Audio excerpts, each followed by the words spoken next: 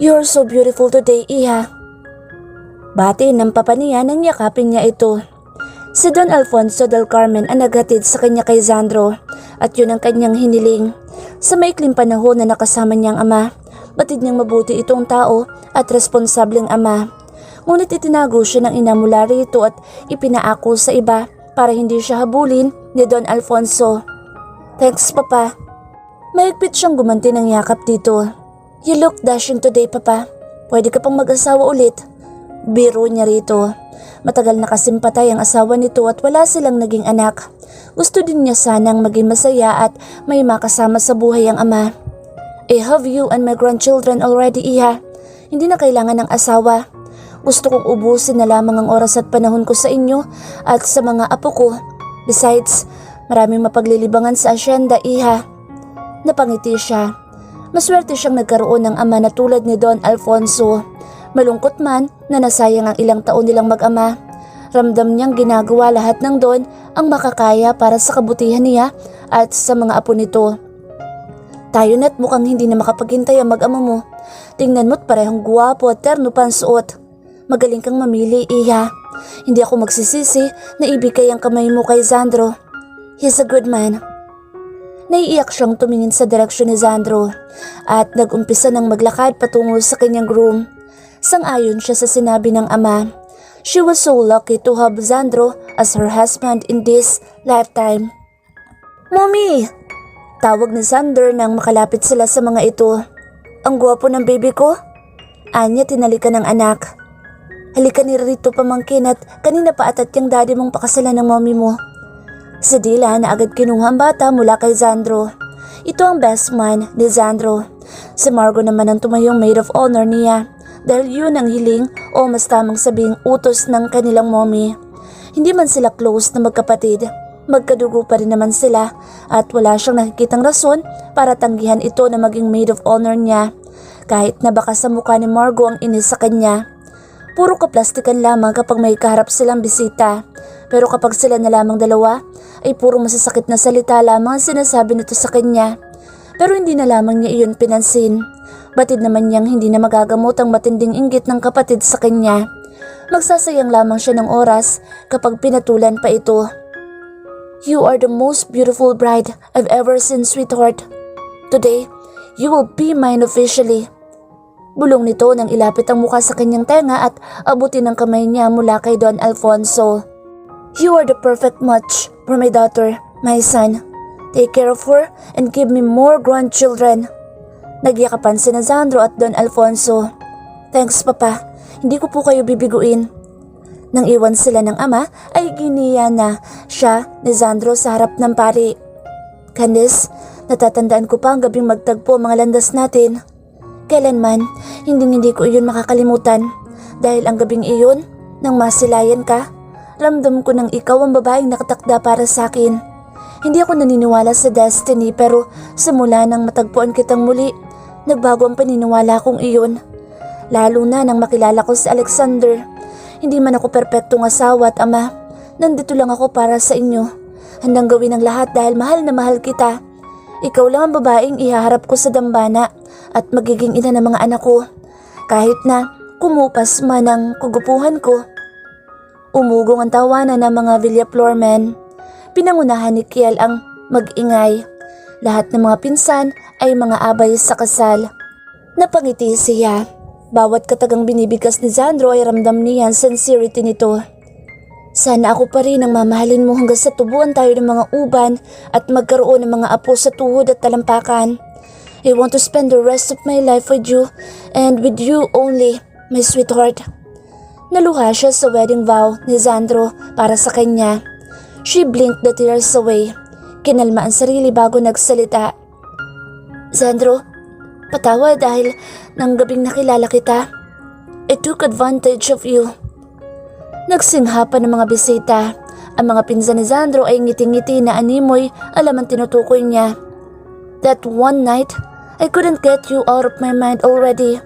Akala ko, ito ay dahil nagkaroon ako ng Alexander na kamukhang kamukha mo pero niloloko ko lang pala ang sarili ko. Dahil ang isang gabing yun, nakapasok ka na pala sa puso ko. Maraming salamat at hinanap mo ko. kami ng anak mo. Ipinapangako kong kahit na darating ang panahon na hindi ka na kasing gwapo na ngayon, ikaw at ikaw lamang ang magmamayari sa aking puso at sa aking katawan. Ngumiti siya. Napakagatlabi naman si Sandro at naningkit ang mga mata habang nakatitig pa rin sa kanya. Nagkantsawa ng mga pinsan ni Sandro. Swerte mo, Sandro! Malakas na sigaw ni Kiel. Salamat sa pag-iintindi sa mood swings ko, sweetheart.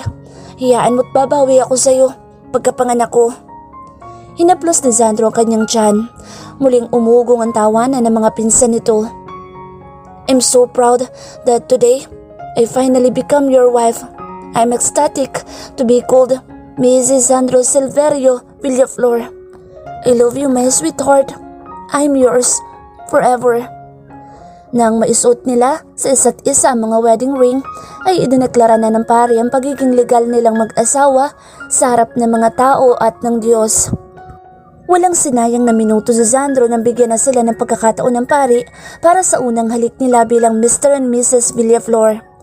Maingat na itinaas ni Sandro ang veil ni Candice at marubdob na hinalikan ng asawa. Naluha si Candice sa samot-saring damdaming lumukob sa dibdib niya. Umiinit ang puso niya dahil sa sobrang kaligayahan. Umugong malakas na palakpakan at pagbati mula sa mga bisita. Nang maghiwalay ang kanilang mga labi, ay saglit na naghinang ang kanilang mga mata. I love you, sweetheart, Sandro said, looking at her with pride, joy and love. Sumagap si Candice ng sariwang hangin nagmumula sa dagat. Papalubog na ang araw at tanaw niya ang malawak at asul na tubig ng Spiahia Libera Darsena Beach sa Villarejo. Nasa Italy sila ni Sandro para sa isang linggo nilang honeymoon.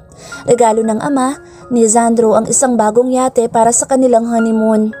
Pinili na nilang puntahan ulit ang lugar kung saan sila una nagkita at nagkakilala ng asawa. Napangiti siya nang maalala ang mga panahong iyon. A one-night stand that tied them into forever. Mahirap paniwalaan na nagtagpong muli ang mga landas nila ni Sandro. But here they are, happily married. Perhaps this is how destiny works. Naramdaman niya ang pag-upo ni Sandro sa kanyang tabi at ang pagpulupot ng isang bisig nito sa kanyang bewang. Hinalikan siya nito sa kanyang pisngi. Anong iniisip mo, sweetheart? Tanong nito. Huminga siya ng malalim at nagpatuloy sa pagmamasid sa papalubog na araw sa dakong kanluran. Wala, masaya lang ako. Saglit niya itong nilungon at nginitian. Dahil kasal na tayo, hindi lang ako makapaniwala na maniniwala ka rin sa kasal. Natatandaan ko pa mga sinabi mo noon na kailanman ay hindi ka pakakasal sa kahit na sinong babae, lalo na sa akin. Ngumisi siya. Napakunot noo si Sandro. Natigilan ito at saglit na nag-isip. Pagko ay nakangusong tumitig sa kanya. Did I say that? Sagot niya. Tiningnan niya ito habang naniningkit ang mga mata. Kaya nga akala ko, fubo mo ako for the rest of our lives. O hanggang magsawa ka? Galit ka pa rin ba dahil sa mga sinabit ginawa ko noon? Napilitan lang ako sabihin iyon para matakot kang layuan ako. I'm just scared of losing you, sweetheart. Napangiti siya. Ramdam niya ang tensyon ni Sandro. Hindi, bawing-bawi ka na sa akin, Sandro. Tugon niya at tinampian ng halik ang labi nito. How lucky am I to have you, sweetheart. Thank you so much. I will spend my whole life making up with you and with our children. Masuyo nitong inangkin ang kanyang mga labi. Malugod naman siyang nagpaubaya at gumanti sa halik ng asawa. Naramdaman niya ang dapyo ng hangin sa kanyang balat nang isa-isang alisin ni Sandro mga saplot niya. Mabilis din itong isinunod na hubarin ang sariling kasuotan. Naghinang ang kanilang mga mata nang lumapat ang likod niya sa sahig. Ang ilang sinag ng papalubog na araw ay tumatama sa kanilang balat. Napangiti siya. Making love at sunset with her husband while they were sailing was thrilling. What? Mahina nitong tanong nang makita ang pangiti niya. Noon, we made love at the sand beach.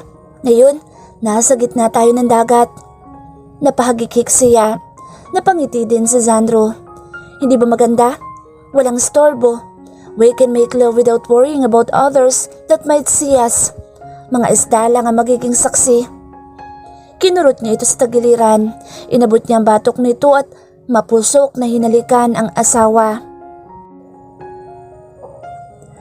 Kararating lang ni Xandro mula sa trabaho nang maabutang umiiyak sa Alexa, ang kanilang pangalawang anak.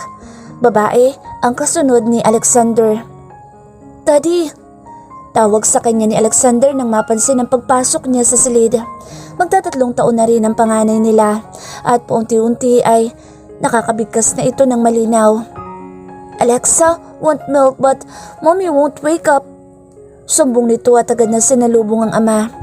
Baka sa cute na mukha ni Alexander ang pag-aalala sa kapatid. "It's okay, let mommy sleep. Pagod at puyat kasi siya sa baby sister mo."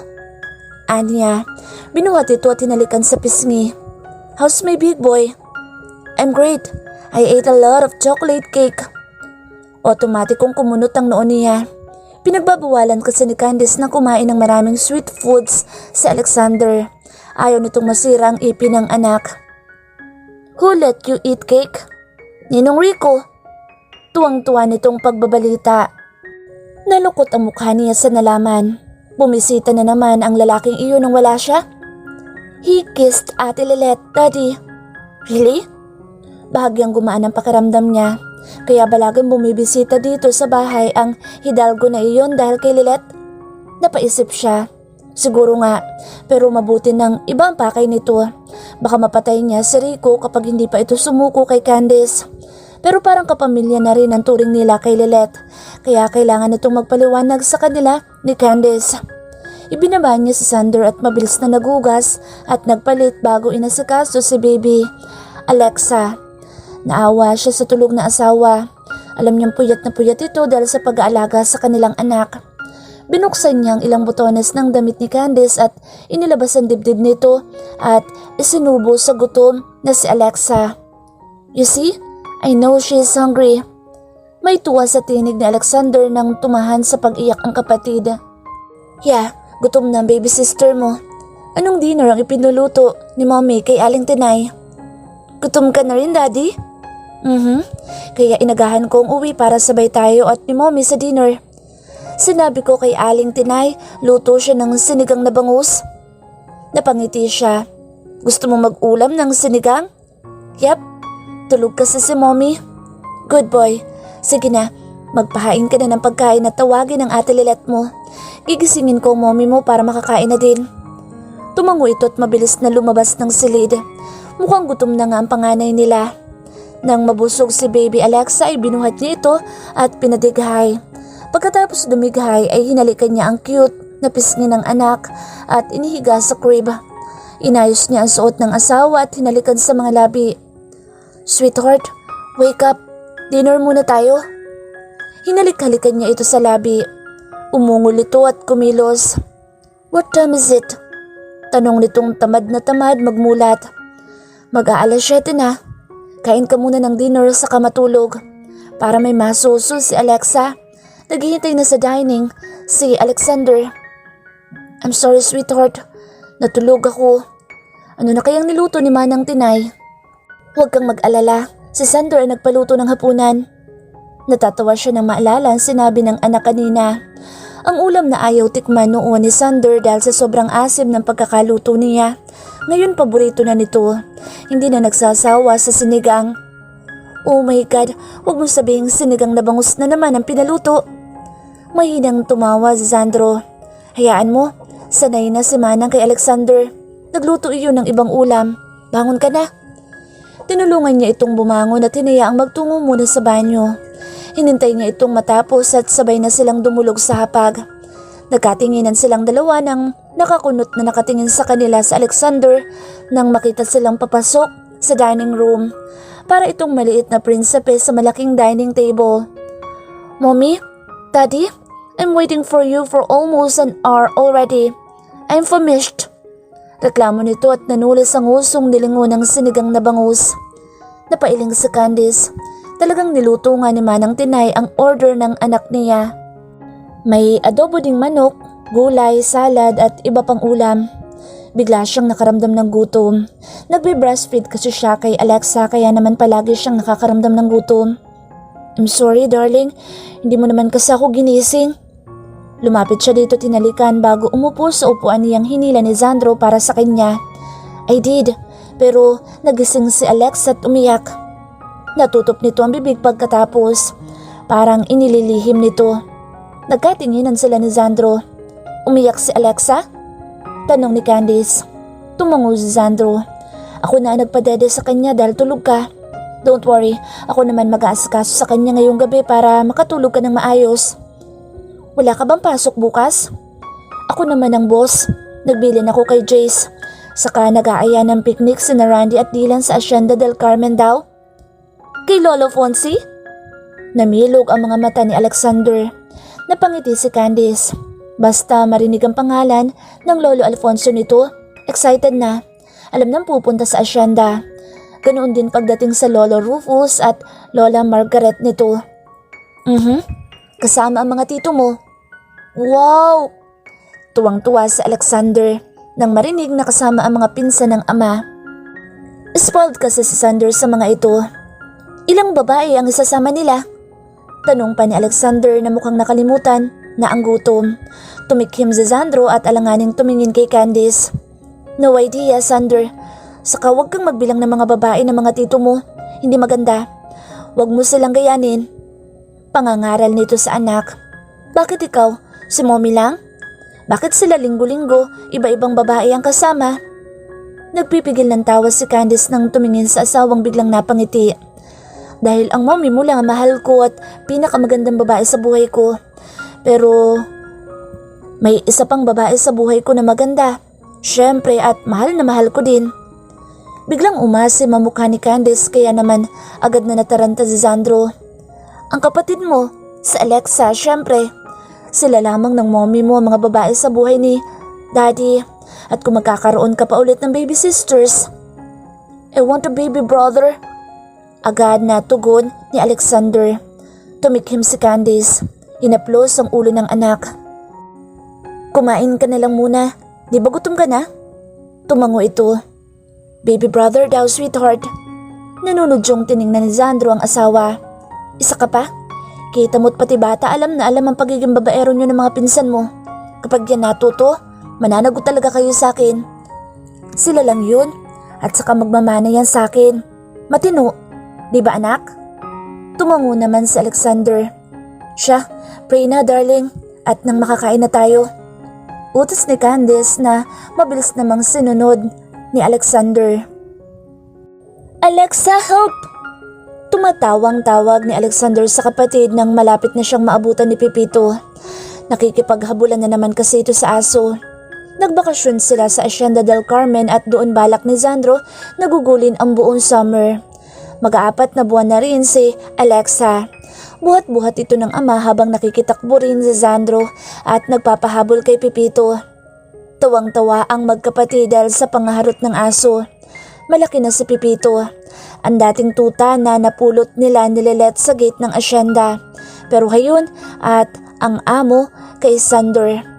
Baka sanggalaksaan yun ni Don Alfonso dahil sa pagkawili sa mga apo nito. Huwag kang masyadong magtatakbo, Sander. Saway niya sa anak. Pawisan na ito at hinihingal. Hindi na malulungkot ang Hacienda kapag nawala ako dahil may papalit na sa akin bilang tagapangasiwa. Nakangiting ani ng Don. Huwag kayong magsalita ng ganyan, Papa. Mahaba pa ang buhay mo. Kita mo nga't nakadalawang apo na kayo. Ngumiti ang Don. Mahina na rin ako, iha. Ramdam ko na ang pagod. Ikaw lang nag-iisang anak ko na pwedeng magmana sa mga ari-arian ko. At kita mo ang dalawa. Mga bata pa lang pero halatang buhay sa Hacienda ang kagigiliwan. Napangiti siya sa tenuran ng ama. Tama ito. Hiyang na hiyang ang mga anak niya sa buhay dito sa Hacienda. Lalo na sa Alexander. Mahaba pa ang buhay niyo, Papa. Bibigyan pa namin kayo ng maraming apo na tulad ng gusto niyo. Anya sa ama. I hear that, sweetheart. Napalingon siya sa asawang nakatingin sa kanya. Huwag kang mag-alala. Handang-handa ang katawan ko. Namula siya sa sinabi ng asawa. Kumindat pa ito at muling tinakbuan tumatawang si Alexa. Tumawaan doon. Biglang sumigla ang Hacienda nang dumating kayo sa buhay ko, iha. Lalo na sa pagdating ng mga apo ko. Paanong hindi sisigla? Sa kukulit ba naman ng mga apo nyo? Naiiling na tiningnan niya ang kanyang mag-aama, ang dalawang anak na ang buhat-buhat ni Sandro at ang mga bayaw mong puro babae ang libangan. Magiging tulad din ni Sandro ang mga iyan kapag nakatagpo na ng katulad mo, iha. Bumaling siya ng tingin sa mga pinsan ni Sandro. Bawat isa ay may kasamang babae. Mukhang nagpapaligsahan ng magpipinsan at paramihan ng huli sa fish pond ng asyenda. Si Sandro lamang ang hindi sumali dahil nakikipaglaro sa mga anak. Merienda ho muna kayo, senyor, ma'am. Si Manang Tinay. Isinama nila ito dahil wala itong kasama sa bahay kapag iniwan nila. Isinama na rin kasi nila si Nalilet at ang yaya ng mga bata. At isa pa, masarap itong magluto kaya naman tamang-tamang isinama nila para sa picnic sa asyenda. Ano yung niluto mo, Manang Tinay? Tanong niya.